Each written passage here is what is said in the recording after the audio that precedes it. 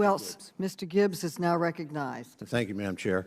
You know, if we're going to talk about what caused inflation, I say the primary cause of inflation was this Congress. It started back in March of 2021. A nearly $2 trillion bill was passed strictly on party lines.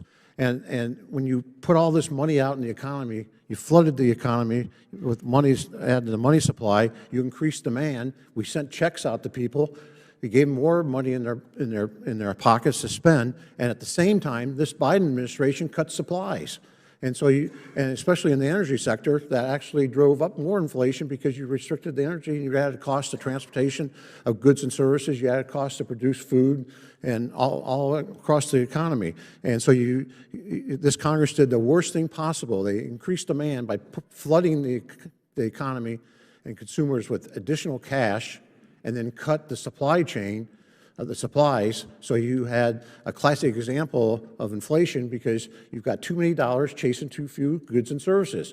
The answer to this is increase the supply side economics, and that would bring inflation down immediately. And the way you do that right off the bat is get the energy sector going, and you'd see a huge turnaround. Because you remember, before March 2021, we almost had zero inflation, and not this 8% inflation. And that's how we get this back. And if any accountability on a bill like the Infrastructure Investment Act, which I think about 20% actually for roads or bridges, accountability, like my good friend here from Louisiana said, we should welcome that accountability. Just making a lot of sense. But if you want to get this inflation under control, let's increase the supplies, and that will bring down prices.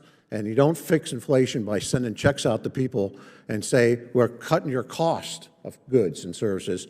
You're not cutting their costs. All you're doing is increasing prices and limiting the supply even more. So let's do some supply side economics and encourage our energy sector and other sectors of our economy to produce more and get our work force back in the place where it needs to be. And the comment about 10 million new jobs created, that was really just bringing back the jobs we lost pre-COVID. You know, these jobs have come back. It's just getting us back to where we were in 2019.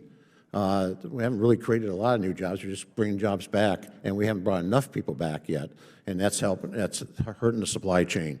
So that's the way to do it, is get the prices of goods and services down, not just get the cost down by giving people money in their pockets so they can spend more and increase the demand for goods and services. That increases more inflation. I yield back. The gentleman yields back.